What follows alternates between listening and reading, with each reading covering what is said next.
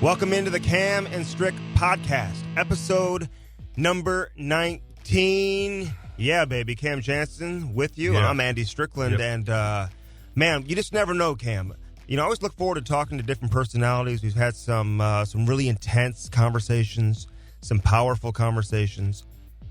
I don't know what to expect on this one. Yeah, this was interesting. You know, I was nervous. I don't think I asked a question for like 25 minutes. No, you didn't. Because you were rolling, and You I'm were like like a little kid. Well, I don't. What is wrong with you? Because you're digging into like detailed trade stuff, and I'm like, I can't go from that to be like, hey, what's your favorite color? You know, so I had to ease my way into it. Not to mention, he's very intimidating. It's not like talking to somebody I actually know. I felt like you were intimidated. I was, man. Why? Because I'm not good at asking questions. No, you are very good at it. No, I'm not. You're very good at it. I've never had to do it ever in my life, and now we have Mike Keenan on, and I didn't know what the fuck to say. But you're very good at it. Thank you. And you know that. Actually, you tell me No, you I are don't know all that. the time. My actually. confidence is at an all-time low with asking questions. And then Mike Keenan's on there, and you're like digging into detailed times and days of different things, and I'm like just not there. So I chilled. I let you run the interview, and it worked. And I chimed in when I needed to chime in. What did you think of the interview? Look, And without giving it away, because people haven't heard it yet. you didn't take much responsibility for anything. No, he doesn't. No, I mean, like nothing. It was the media. Who was the media back then? Like, I don't know. Like probably 3 or 4 guys. Like Tom Wheatley? like Tom Timmerman there. No, Like, he wasn't there. Like who's there back in the day? mean- Like there's like a handful of guys.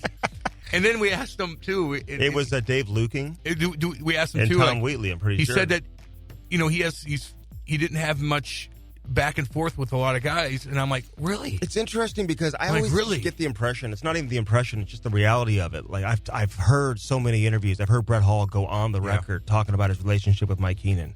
Other people. It's one thing I love about Wayne Gretzky. He never like really dragged Mike Keenan through the mud. No, he doesn't do that with Keenan anybody. talks about they have a good relationship. You know, he goes to Gretzky's fantasy camp. And that's why Wayne Gretzky is the greatest of them all, and he's so classy. But this was a good one, man. This was different. It was Yeah. unique. It wasn't somber. he has like our never. last couple. He said he has never done an interview with a St. Yeah. Louis-based reporter Yeah, since he left the St. Louis Blues. it's crazy. Isn't that amazing? Yeah. Oh, he was busy. He probably just didn't answer his phone. Like, who doesn't want to talk to this guy? Like, whether you like him or not, like, you want to talk to him. You're going to hear him open up about his time here in St. Louis. Like, this is never heard before stuff. We'll check it out. Ever. Enjoy this one. Yeah. Brought to you by Bellman Buick GMC. We'll get into that as well. My God. Big hockey fans, Our by the friends way. over there. Oh, yeah. Dan Bellman and Company. Appreciate everything they're doing. Oh, absolutely. To help us support this podcast along with Cope 24. We'll have lots to tell you about Bellman Buick Cadillac GMC. They got a lot of stuff going on over there for sure. So stay with us. Obviously, the one and only Iron Mike Keenan. You never know who we're going to get, Cam. No. And I've said that before. Sometimes you get a name in your head and you say, well, we got to get this guy on. And we both said, listen, Mike Keenan. If we can get Mike Keenan on the podcast, that would certainly be a lot of fun, not just for us, but for a lot of people who are listening who want to hear from him and kind of catch up and see what he's up to and hear a lot of stories that he can share with us and maybe we can share and we can hear it from him firsthand. So this is going to be a lot of fun. And you know what? I'm surprised he answered your phone call to begin with. So that's thanks what a lot happens. for that, Mike. Mike, Appreciate it. I got to warn you, Cam's nervous to talk to you, just so you know. He might be a little scared of He you intimidates already. me. He intimidates me, of course. Well, he's not the first. No, that's very true. That's very true. All right, so you're in Florida, right? Is that where you spend most of your time now, or you spend your time Well, up north? Where are you? I've been traveling quite a bit between Canada and Florida, so and doing some things in New York. We did quite a few charity functions out of New York, affiliated with the Rangers, and of course others. One was affiliated with the CIBC, which is Canadian Imperial Bank of Commerce. So working in that particular charity was for inner city children and providing needs, what they need in terms of schooling and books and whatever they need. This foundation is hooked in with Wahlberg, the actor, and they've raised about $250 million. So really been a big thrust for those inner city school kids in New York City that are in need of school requirements fundamentally. All right, I love that. Before we get things going, how are you doing health-wise? I know you had some health complications. Are you feeling good? Just give us an update there. Yeah, I feel great. Very fortunate. I was diagnosed with prostate cancer in the early stages, and I investigated possibilities in both the United States and Canada, in Florida and in Toronto, and different procedures. But I was fortunate enough that I caught it earlier. I could have a procedure called brachytherapy, which is the implants of radiation seeds right directly into the prostate. It worked very effectively, very well, and it was done by Dr. Hans Chung, out of Sunnybrook Hospital in Toronto. I finally elected that because they've done the most brachytherapy operations of any hospital in the world. So very fortunate, and again, I encourage young men to have the blood. It's a simple blood test, PSA blood test that I've had.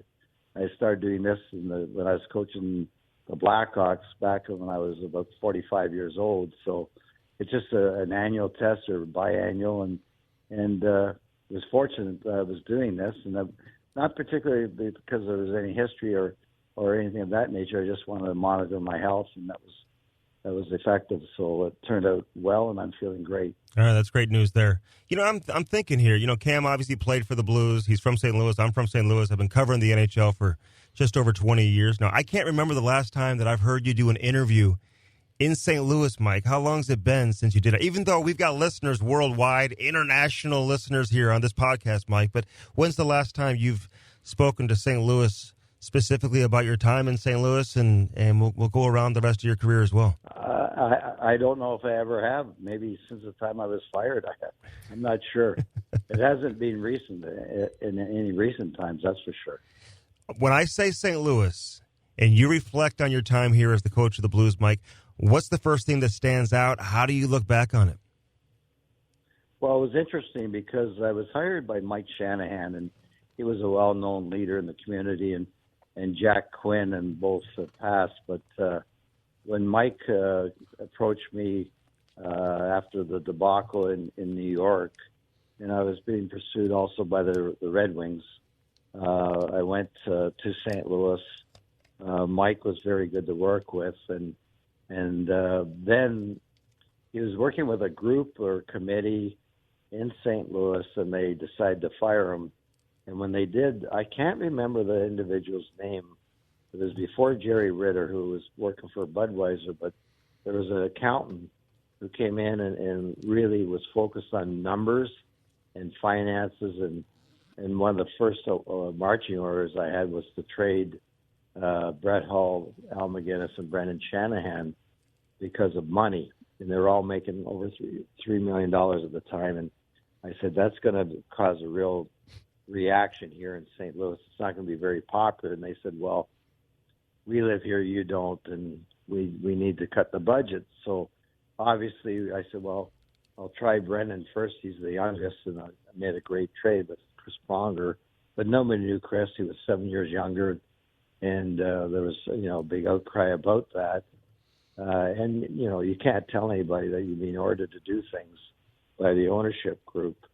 But I think that was one thing that really kind of changed the tides. We were able to resuscitate the franchise when I was finally able to make a trade for Wayne Gretzky. But it was tumultuous, and that individual then was replaced by a fellow named Ritter from Budweiser, and there seemed to be always some kind of fluctuation in the ownership and what the ownership wanted in terms of how much support they would give financially and what direction the club would go in. And that was a lot different than, for example, if I'd gone to Detroit, Mr. and Mrs. Illich, and Mrs. Illich is still the owner.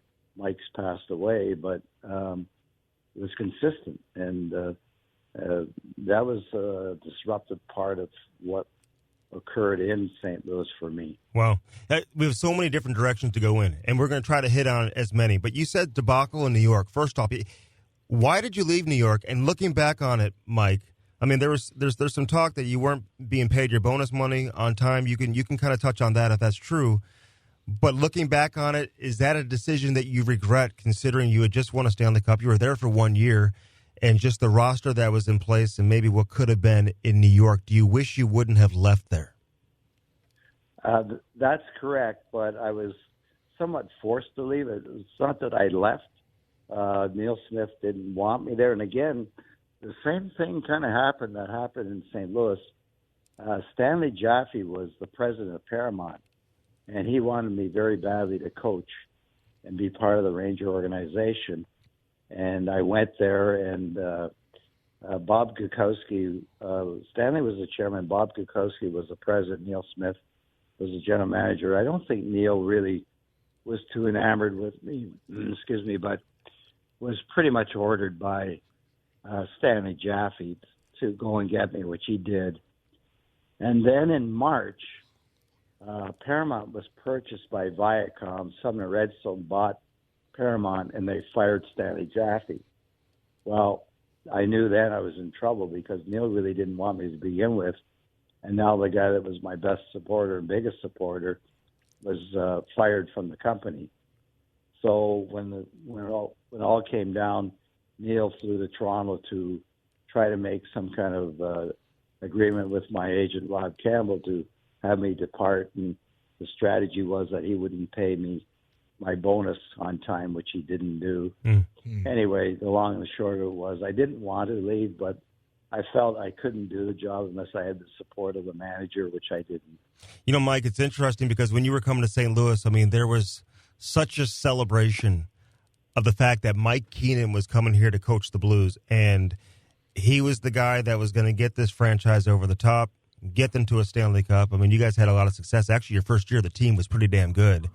But you mentioned you traded Chris Pronger, or Brendan Shanahan. You brought in Chris Pronger, who they just announced is going to have his jersey retired. And it's funny because, you know, some people say, Mike, that you made the claim when you made the trade that this guy's going to win a Norris Trophy. But I've talked to people who said, no. He said he would win a Hart Trophy and that he would be an MVP. You said not many people knew about him, even though he was a high pick. What did you know about Chris? Did he turn out exactly how you thought he would, even better? And what made you so confident to truly believe he had the ability to be an MVP? Well, the hockey world's a small world, and Chris was playing in Peterborough, and you may know my history. Oh, yeah. I coached in Peterborough as well, so I was well connected with Dick Todd, who became an assistant coach of mine in New York. But I had spoken to Dick often, and he was telling me about this kid named Pronger and what a great player he was in terms of his ability, his skill set, his vision for the game, his intellect, and so on. So I really did a lot of homework about Chris and his hockey ability, but it's also his intellectual ability and what he had to offer to the team. And so I was very confident when we made that trade, in particular knowing that he was an up-and-coming player, was, as I said, quite a bit younger than Brendan, 7 years younger, and he was going to be a real asset for the Blues. I never would have thought perhaps he's going to win the Hart Trophy, but I thought he could win the Norris, and then he goes on and wins the Hart Trophy. So it turned out to be a real valuable acquisition for the St. Louis Blues at the time. Well, did you have to? And not to say, I respected Brendan and liked Brendan. I was just ordered to trade him because that was my marching orders because of the finances that the new committee were taking in terms of cutting back the money they wanted to put into the team. Could you have made that trade without moving Brendan, or was Brendan the guy they had to have to get a blue chipper like Prongs? It was Brian Burke in Hartford, and he wanted Brendan, but again, I was fortunate. We were fortunate to be able to pick a player up like Chris Pronger for Brendan with the age difference, and also the position that he was going to work with Al McGinnis, who helped him a lot, helped to develop Chris a lot, and then course, he anchored that team on defense. So it's hard to find a defenseman of that ability. Although, you can, Brendan had a great career as a forward, but to find a superstar defenseman, that's pretty difficult. How was it juggling all these big personalities in the locker room? Brett Hall, we all know Brett personally, being in St. Louis. And did you have to ever kind of change your method a little bit? We all know how you are.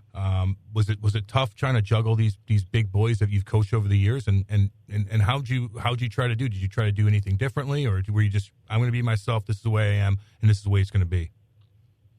No, I think I evolved as a coach. I think I wouldn't have lasted as long as I would over the decades that I coached if I hadn't massaged my own skill set.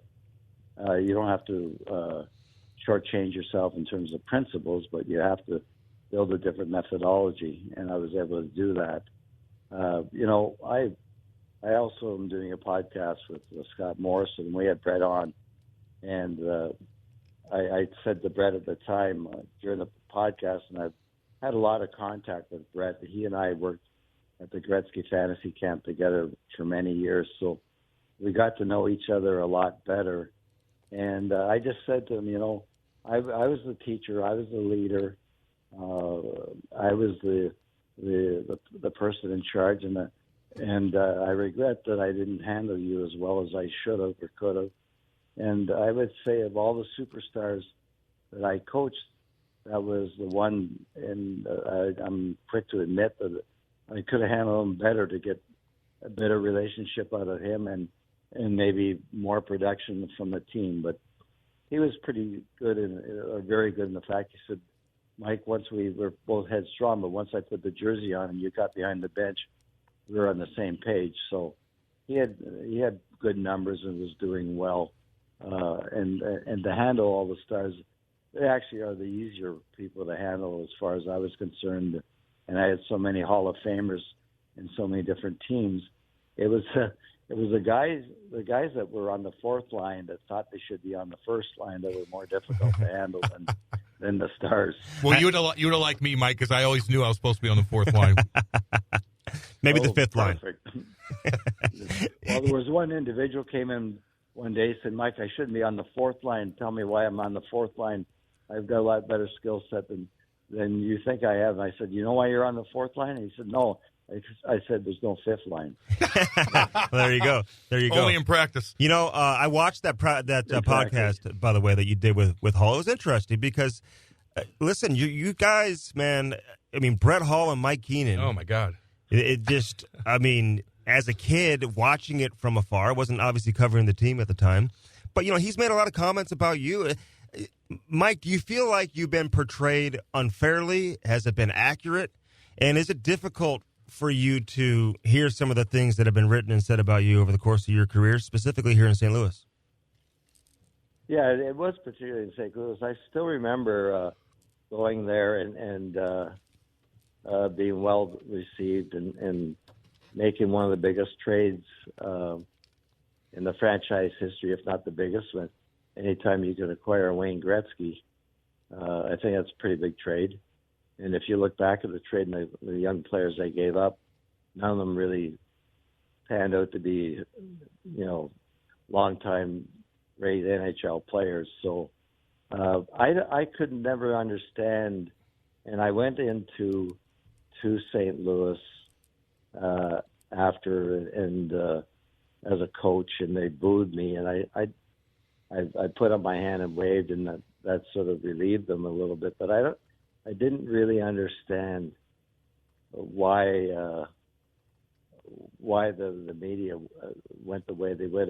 Well, you said you listened to the podcast, and Brett said that they would try to tee him up every day just to get some kind of reaction that would be negative. So I'm not quite sure why that all unfolded that way, and I still don't know today. Why did you strip the C off of Holly's jersey? And listen, the story is, Mike, that Dale Howardchuk's grandmother was sick. She came to watch him play, and you elected to not play Dale Howardchuk in the game, to not dress him. And apparently Brett Hall, now he's told the story publicly that he snapped on you. It led to you taking the C off of his jersey. What's your account of the story? Is that how it went down with Howard Chuck? Well, I had a lot of history with Dale. I started coaching him in junior, and we had a great relationship. And then Team Canada also, I coached him. So if you can recall, Dale had he came to us, and we tried to work with him in the rehab. They had a really bad hip, and I didn't sit him out because his family was there or not there. In fact, I knew his family from when he played junior. I sat him out because he had a bad hip, and he would probably say he could play, which most players would do, but he wasn't as effective or couldn't maybe be as effective as somebody else that I could put in the lineup that night. So I wasn't thinking about being disrespectful to his family because I knew his family and his parents and his sister and everyone from the time he was 14 years of age. So that had nothing to do with it. Now, the stripping of Hull of the sea, in my recollection, well, first of all, when Wayne came, Shane Corson volunteered that Wayne should be the captain. I believe that's how it went. And as far as Brett and I in the sea, I can't recall that was a particular moment. I had a lot of challenging times with players that in fact, I thought that sometimes getting a reaction of them would be at least they're engaged emotionally in what we're trying to do. So I can't really recall exactly how that went down or how that exchange took place. Was Mark Messier one of the best leaders you've ever coached? And was that one of the best teams in 1994 you've ever coached for? Well, Mark was amongst the great leaders I've coached. You know, I had so many great players, and I'll start with Philadelphia and the young people there. Mark Howe was so influential in his own way, in a different way than Mark Messier, for example. I could single out, like, Dave Poulin was my first captain, and an unexpected player that became a very valuable player for the Flyers. And then we go on to Chicago, and I got Chris Chelios, who's an incredible competitor. And the entire dressing room's culture changed when I made the trade for Chris, that is Chris Chelios, for Dennis Savard. And we had a young kid named Roenick who could be in the number one center, and that would be replacing Dennis. Yet at the same time, again, like in St. Louis, to have your defense anchored by a superstar is extremely important to the franchise and to the possibility of winning a Stanley Cup. We went to the finals with them. So, you know, Mark Messier was a great influence. I coached him in Canada Cup twice, and then in New York, and we had a great relationship. He was an extremely powerful presence in the room, just his demeanor and not his verbiage, just his presence. And yes, and the team in New York was an exceptional team in terms of depth. They made a lot of trades. People were saying I was crazy. We're in first place overall, going to win the President's Trophy, and we acquire an entire line in Matteau, Noonan, and McTavish at the trading deadline, as well as Anderson for Gardner, who was already a 700 goal scorer. So, or at the time maybe it was 600. So the dynamics, but through my experience both in Philadelphia and Chicago, I knew that we weren't big and strong enough to outlast Jersey, which we barely did it anyway, because they were a huge team and a big team. And to go the distance, to play 4 rounds, I just knew from my experience in Chicago, in Philadelphia, the Final Four in Chicago twice, and then the finals and Philadelphia finals twice, and win the President's Trophy. I just knew what the ingredients would be, what we would need to be better in New York, and that's why we built the team the way we did. I want to come back to St. Louis, and we'll get into Gretzky here in a minute, because I'm curious how that entire trade went down. And why he didn't stay here after playing here just a portion of one season. But getting back to Pronger real quick, it wasn't easy for him at the beginning. He talks about this a lot.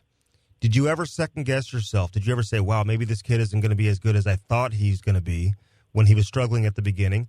And I've heard stories about how you had to bring his parents in and have some pretty candid conversations with him and his parents when he was at a young age. Do you remember those? And what was it like when he first got here? Yeah, he was just a little bit green. And, yes, I did bring his parents in. And we had a real good conversation with his parents. And Chris, I think, was bright enough and understood what he was capable of doing, and became more focused and became more attentive to his professional growth as a player. And yes, that did take place, and I never doubted him. I could see how good he was, and I had a lot of experience by then with great players, and I could see that he was going to be a great player. Tony Twist tells a story when they were on the bus or the plane, and Gretzky came back and told the veteran players that he wasn't going to sign with St. Louis. What's the story here, Mike? Was there a contract extension on the table? And what led to him not signing here in St. Louis and being here for more than just, like I said, a portion of one season? What do you remember about that? I do remember quite a bit about it. Wayne was his agent. His agents were negotiating a contract, and I can still remember Jack Clint's. Jack was handling that contract. I wasn't. In fact, Jack handled most of the contracts because I said that to avoid the business relationship and to build a conflict with a player on the coaching level would be counterproductive. Anyway, Wayne had in the negotiations certain requests and amount, and his agents were asking for X number of dollars up front, and Jack didn't want to give it to him up front. And Jack's rationale was, if Wayne gets hurt, he can't play, and I've already given him half his contract, or something to that effect, then I'm not being responsible to the Blues. Anyway, the long and the short of it, it broke down. The negotiations broke down from the contract point of view, and that's why Wayne, his agents, I think, researched other opportunities, and of course he went to New York. And so why do you think you're being blamed for it? Because it seems like people blame you, Mike, for him not signing here. Is that unfair then? Was it not on you as the reason as to why he didn't stay here?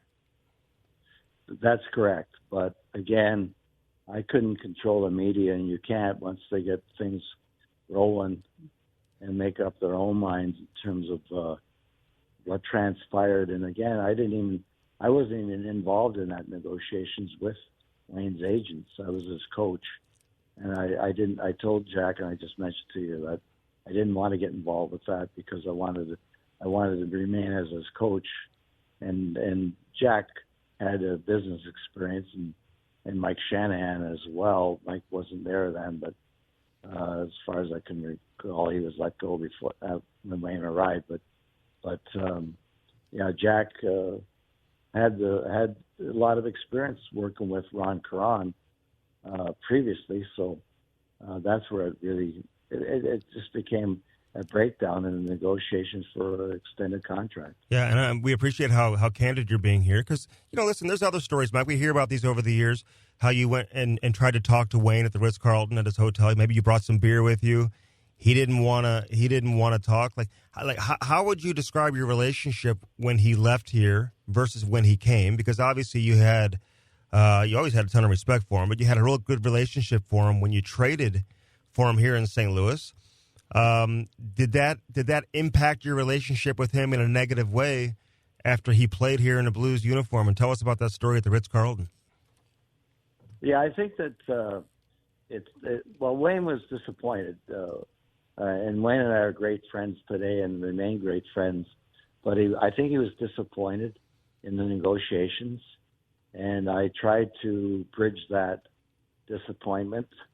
But he's a very sensitive individual, and for him to even be traded to St. Louis, he had to agree to it, to leave L.A. to come to St. Louis. And part of it was Janet's family was there, and certainly I did try to reach out. And at that time, the relationship in terms of his contract was too strained, and so it wasn't going to work. How did the trade go down? First off, to get Wayne here, like how long had you been talking before you actually did the deal? Several months. I was calling Sam McMaster, was the manager of LA. I think I badgered the guy. I called him almost every day for about 2 or 3 months, and then he finally. And I think that was a nervous trade for him to get rid of Wayne Gretzky out of Los Angeles. But I think that Wayne probably helped move the deal along. By I think he told Sam, and he and Sam had a relationship when Wayne was a real young man, playing minor hockey. So I think he went in and told Sam, look at trade me please to St. Louis because Janet's from there, and you need to make some changes here in Los Angeles. So, but without Wayne's blessings, that trade would never have happened. But at the same time, I could say I was very persistent about the idea of getting him, and once I knew that might be a possibility, I never let up on that.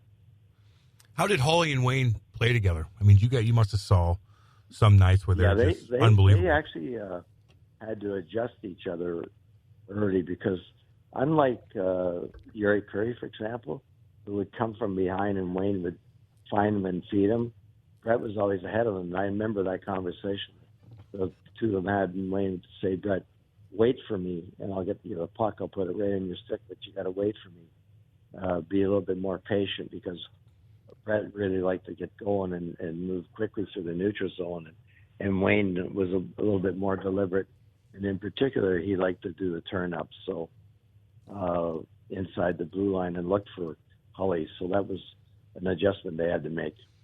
Was there any other adjustments to say, like, Holly, that was Brett Hall's room for a while, and this is his city, and all of a sudden you get Wayne Gretzky. Oh, yeah, but he had so much respect for Wayne, that wasn't a problem at all. So I heard anybody else in that room. Maybe there's a power play meeting, I think, one time, and somebody came in, I heard, and tried to draw something up, and Holly screamed at me, "We got Wayne Gretzky in here. Have him do that, please." That's exactly the truth. And God bless his soul, Roger Nielsen was in charge of the power play. He did say that to Roger. He said, Rog, we got Wayne Gretzky in the room here. We don't need that drawn up. Thanks very much. Mike, could you imagine? Listen, everyone knows about the Yzerman goal in overtime, in the playoffs. Oh, God. You guys lost Grant Fuhr. John Casey's in goal. What if the Blues would have scored? If I remember correct, I think Shane Corson had like an unbelievable scoring opportunity. Just grade A scoring chance shortly before Wayne scored. Or before Yzerman scored. Could you imagine if the Blues would have won that game? I mean, this entire conversation may be completely different, Mike. You think about that?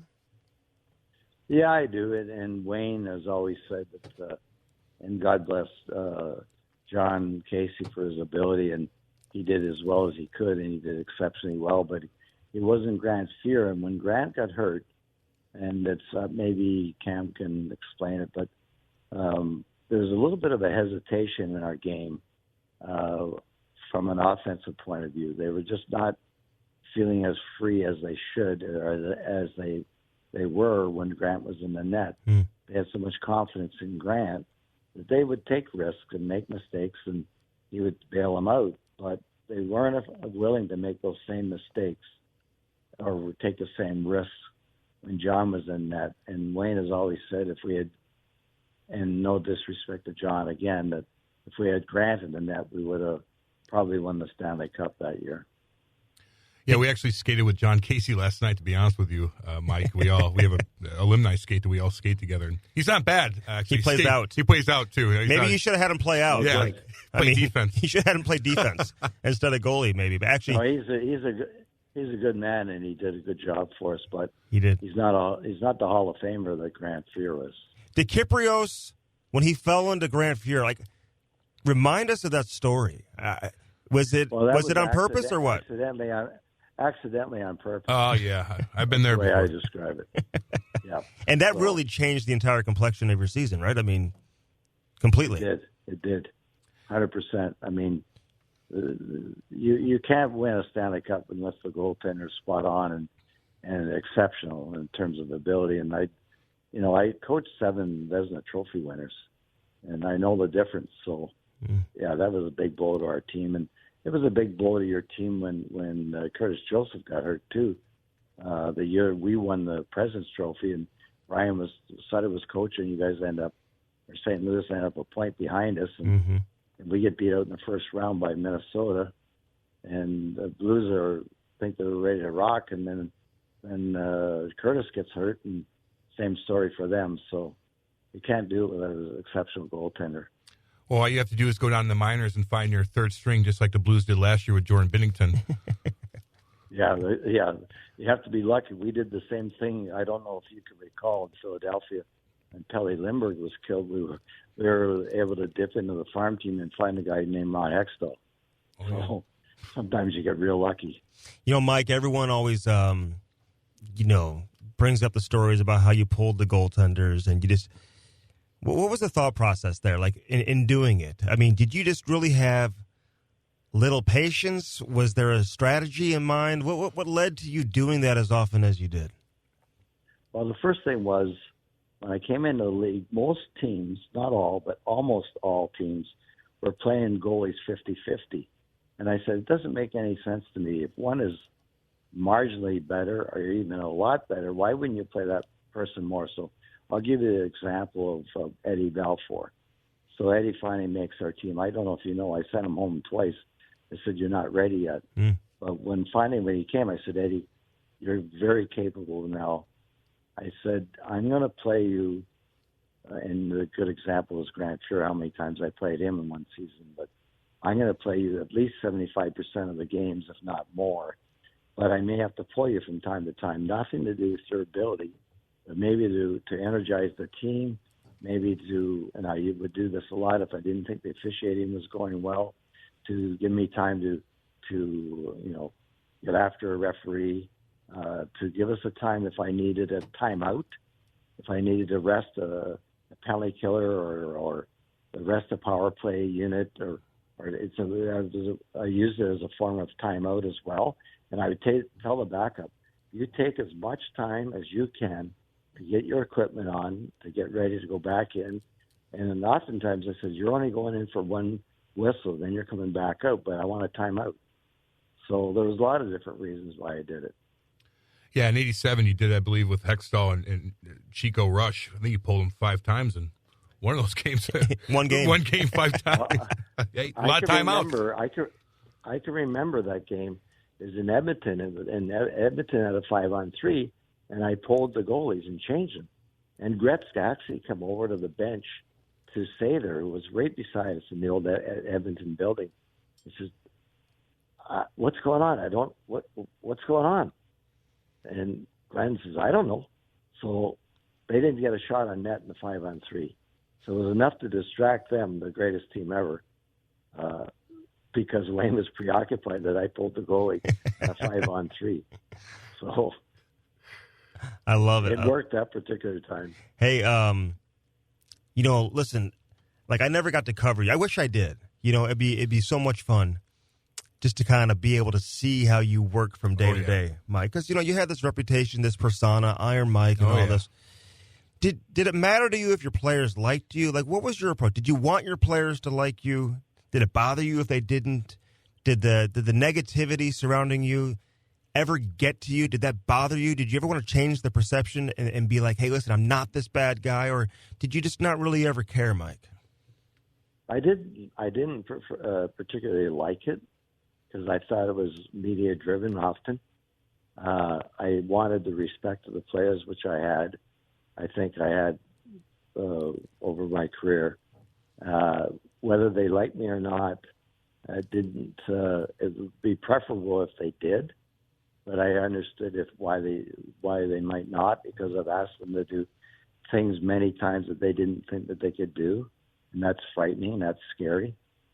So, but I knew they had more in them than what they were giving, and that they could give more. And collectively, as a group, the synergism of the group was so important for any success. And you just witnessed it in St. Louis. They played the maximum of the ultimate team game, and everybody was on the same page. So with that comes sometimes negative feedback, or people, as I just described, one player who could be exceptionally valuable as a fourth-line centerman didn't want to buy in because he thought he was too good for that. So there are a lot of dynamics that go into that process, and I was more focused on winning than anything else. Were you rah-rah in the locker room? If guys weren't playing well, would you come in and yell and throw over the Gatorade? Sometimes not. I mean, I can recall, I'll go back to the Philadelphia Flyers days. We were playing in Quebec City, and we had the youngest team in pro sport. They weren't supposed to make the playoffs. We win the President's Trophy. And I had the sense that they had enough. We had won 2 rounds. We're now in Quebec in the Final Four, and we're down by a goal. And if we can beat Quebec, we're going to go on to the Stanley Cup Finals. We still had Game 7 at home yet, but we were on the cusp of going to the finals. I came in, and I can remember distinctly standing on the table in the middle of the room and telling them, I am not going to let you think that this is enough now. You deserve more. You've earned it. You've built the respect of the entire hockey community by having a group of guys that weren't supposed to make the playoffs win the President's Trophy. And it's not, and they're up against a real savvy pro team, a really deep team, Stassies, Goulets, Hunters. And I said, guys, I'm not going to let you, if they beat us, they beat us, but I'm not going to let you let down. And so we went out, we beat them, and we go to Stanley Cup Final. So, yeah, sometimes I would come in and do that. Sometimes I would be very quiet. So it wasn't always the same thing. Yeah, I think you went to the Stanley Cup Final 4 times, including your championship there in New York. Craig Berube, people don't realize you coached Craig Berube in Philadelphia. You just mentioned Philly. What was he like as a player, Mike? Are you surprised that he's gone on to have the success he's having now as a coach, and how proud are you that he's achieving and having so much success? You know, it was nice for the National Hockey League. Bill Daly invited me last year to Boston to sit in between the 2 benches, because I coached both teams and both coaches, Cassidy in Chicago and Craig. But anyway, I can tell you a story about Craig Berube, the chief, and I loved him. Yeah. In the first game that he played for me, we played against the Red Wings, or one of the first games, and he wanted to take on Rob Probert. So Proby was, the king, and Proby beat him pretty badly. I came in after the first period, and Chief was on the medical table. Yeah, thank you. And he looks at me and said, "Mike, honest to God, I can fight." I said, "Chief, you don't have to prove that to me. I know you're a tough kid, but you took the biggest, toughest guy in the league on, and you're only a kid, and he's a man." I said, "You don't have to prove that to me." He says, "Honestly, I can play." I said, "You'll play, don't worry." But, I respect your courage, but I really question your intelligence in this particular instance. Do you keep in touch with him? Like, how many of your former players do you talk to, Mike? Well, it's interesting. I've talked to more of the older players, like Wayne Gretzky and Mark Messier and Brett Hull. I just was with Brett at a golf tournament in the desert, and Michel Goulet, Chris Chelios is always reaching out. So a lot of players text me or give me a quick call, particularly when I was diagnosed. They all jumped in and, want to know how I was doing. So Mark Howell was great. I have a home in Key West, and he jumped in a car and drove down from Miami and stayed the night with me But he said, Mike, there were some days I wanted to kill you, but here I am sitting in your living room having a beer, so you know how much I respect you. Love that. Do you think you could coach today? Actually, I probably could, because I went to Russia, won a championship in my first year, and had to learn to speak enough Russian to communicate. Oh. And, of course, a different age and different era. But that's a good question. I'll answer this way. I've made the adaptations over the generations, whether I could connect with this group or not. I think that my last NHL coaching job, Craig Conroy played for me, also played for me in Calgary, and also played for me in St. Louis. And your coaching style is completely different in Calgary than it was in St. Louis. And I said, well, Craig, you have to adapt to the changes of the culture of the young people in general, not just the athletes, and then to the athletes. So, yeah, I coached young teams, like I said, in Philadelphia. I was a very young coach. I was 34, and I coached older, mature teams like in New York. So it just depends. I would say that also part of the answer would be it depends on the personnel, how mature and where they're at in terms of their own development as a group. But could you be yourself? Like, would you have to change your demeanor? I mean, you know how kids are nowadays. I mean, it's different. I mean, you weren't the only demanding coach, right? Back then, there were other demanding coaches too, but now it seems like there's a little closer of a fine line. Well, there is. They're entitlement to a certain extent, and the amount of money they make. I mean, I started in Philadelphia, I referenced that, but the entire team made $2 million, and Mark Howe made the most at $250,000. Went to Chicago, I think the entire team made $3 million, and Dennis Favard was making $350,000. So the change came, though, and out of respect for the players, Chris Chelios was the first $1 million player in Chicago's history, and he was very easy to coach. He was a superstar, self-driven, motivated, leader, competitor. So, Connor McDavid, I've had a couple occasions to coach him in charity games.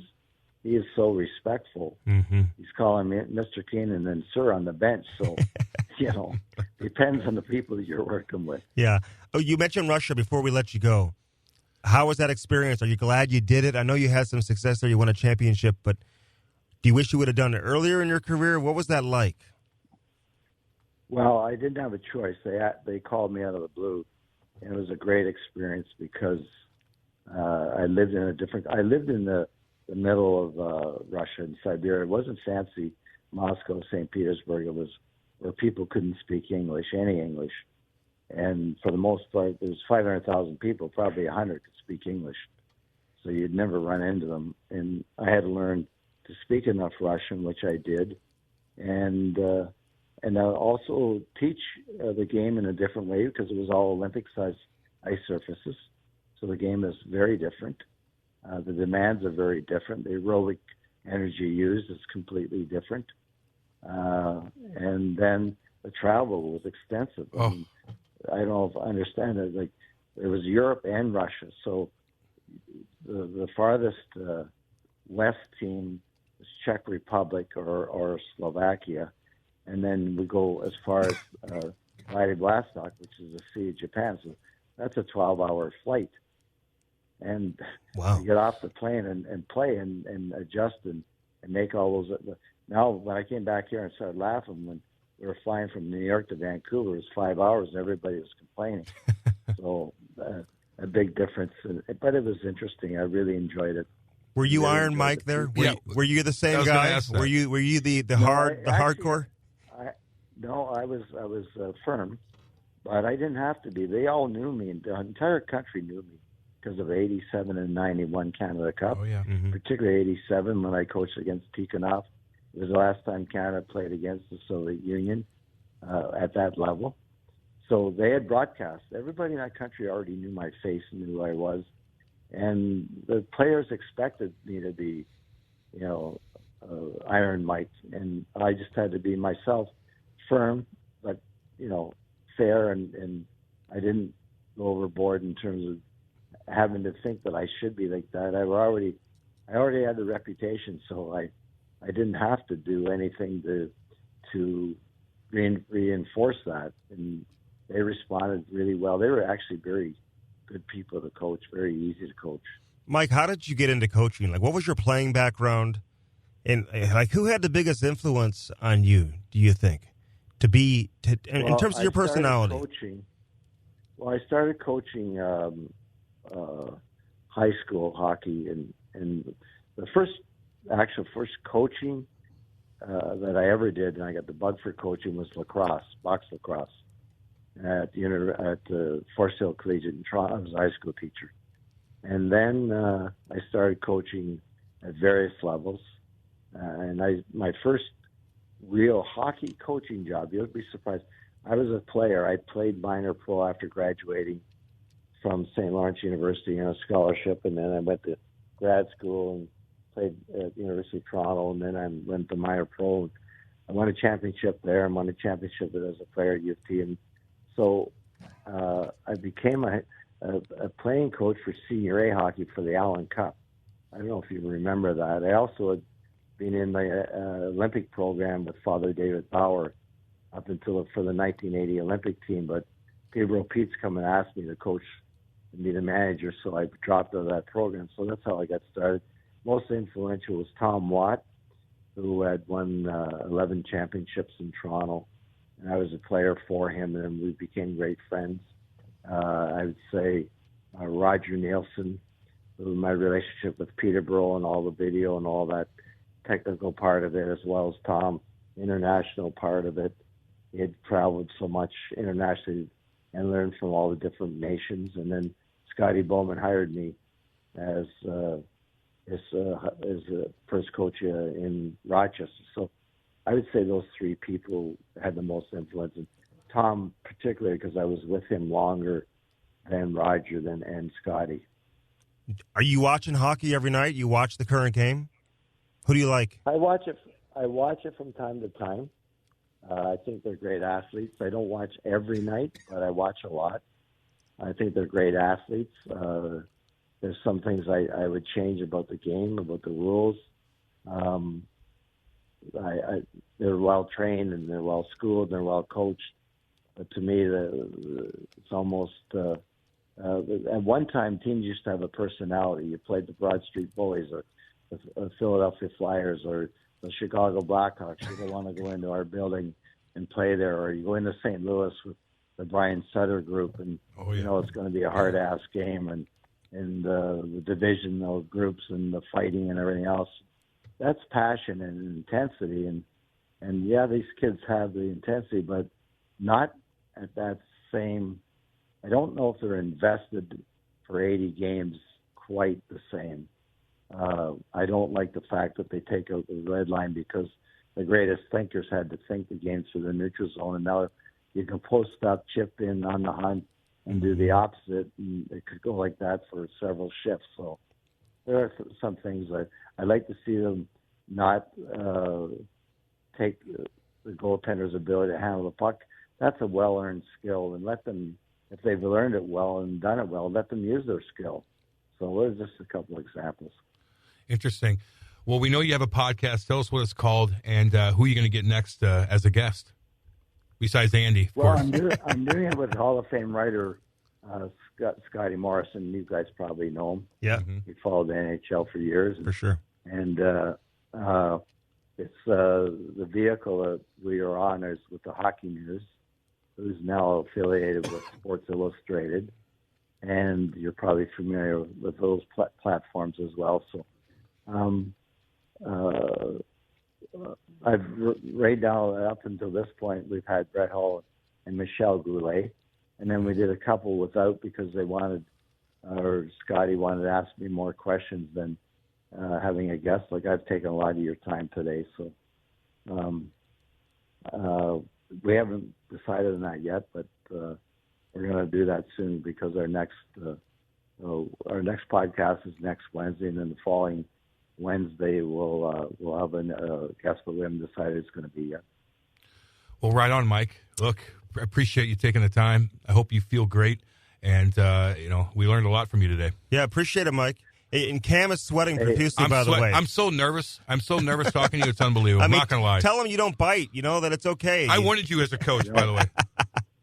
Well, you would have been a good player for me. The other thing that I'm doing right now is writing a book, an autobiography. So, wow, it'll turn out well. And so I'm doing the podcast, the book, and then also you'd be interested to know I've been approached by the RCMP, which is Royal Canadian Mounted Police, to be on a cannabis board as a director for Fire and Flower, which is a new company in Canada. They want to give legitimacy. I guess if Mike Keenan can support their ventures, then it's got to be a straight and narrow company. And then the other thing I'm doing is still advising China, because they're going to host the Olympics, so that's how I got involved with them. Next Winter Olympics, so they have to, and they're put in Division One with all the big teams, so they want to be embarrassed. What are you doing with the RCMP? You said it's well, the RCMP initially approached me to be part of a board of directors for a company called Fire and Flower, a cannabis company in Canada, and they just wanted to make sure that the public were comfortable with the people that were supporting this new upstart company, because it was brand new on the horizon in legalization of cannabis in Canada. So that was interesting. All right, very cool, Mike. Very cool. Wow. Listen, we appreciate it. We're going to get you back on when your book is complete. We'll help you promote that, and looking forward to reading that. So thank you very much, Mike. It was great to catch up with you. And good luck to you. Thank you. Appreciate it. We'll be following you. Right on. Take care. All right. Bye-bye. And that was Mike Keenan, brought to you by the Bellman Automotive Group and, of course, Cope 24 as well. Unbelievable hearing from Iron Mike Keenan and hearing it from himself, Cam Jansen. What do you take away? And, it seems like he's in a good spot, too. He's, every time you hear Mike Keenan, you always think negative. That guy did a lot of, he accomplished a lot. Sometimes it overshadows his accomplishments just because we're in St. Louis and we hear it from alumni all the damn time, too. But he was real, and it felt like he was in a happy spot with himself, although he's going through some tough times with cancer and all that. But he was open, and he answered every question, and he put a lot of thought into every answer as well. So this was a good one, man. Another great guest by you, Andy. I got to give you some props. I chirp you all the fucking time. You're not a very good hockey player. I almost beat you up last night in the alumni game, but gosh damn it, you bring on some great guests, and I appreciate that, buddy. I don't know why they text you back, but they do. But that was a good one, man. You did a good job. Yeah, no, listen, it's I always say that I'm naturally curious. I always say that. You are. You've been curious for a long time. I've heard. You know what? You just got to be, especially when you're a reporter, you want to hear from these people, right? And you want to know what they're.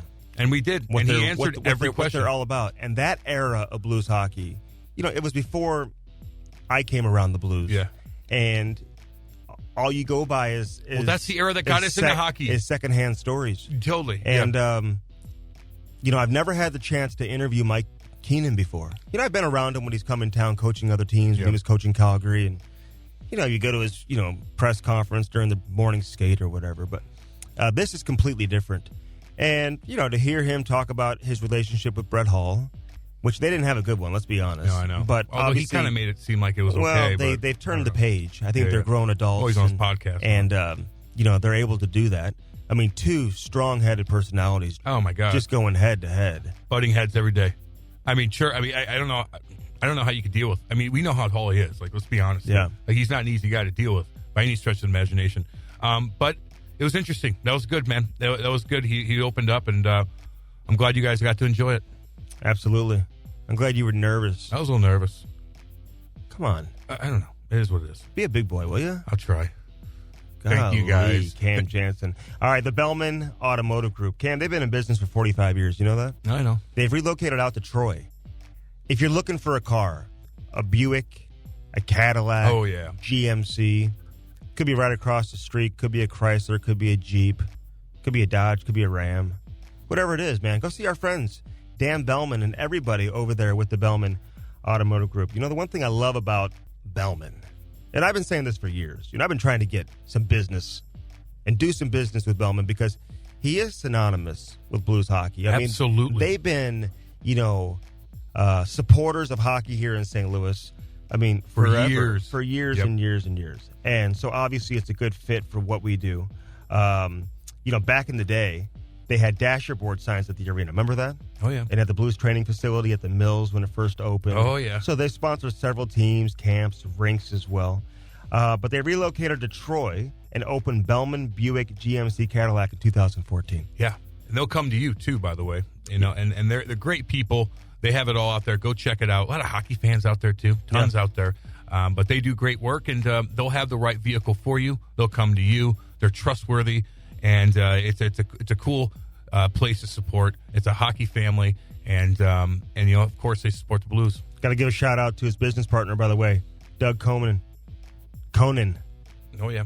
Some people Sick name, by the way. Conan, like Conan Oh, yeah. O'Brien. That means you're jacked. Yeah, you wouldn't have a name like give Conan. a shout out to him as well. But www.bellman.com.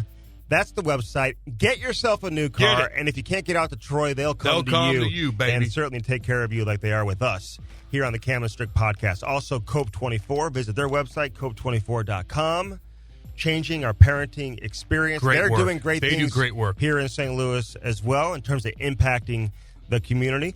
Mike Keenan impacted an era of Blues hockey. Damn right. We just had him on the podcast. Hope you enjoyed that. Check out all of our podcasts on iTunes, Spotify, as well as YouTube. We've had some good ones. We had Theo Fleury on the previous podcast. If you hadn't had a chance to check that out, be sure to listen to that. Give yourself as some well. time. They're all a little bit different. Some are heavier than others. Yeah. Sometimes you need to drink a bottle of wine and listen to it. Some are deeper than than others. This was fun, though. Enjoyed catching up with Iron Mike Keenan on this edition of the Cam and Strick podcast.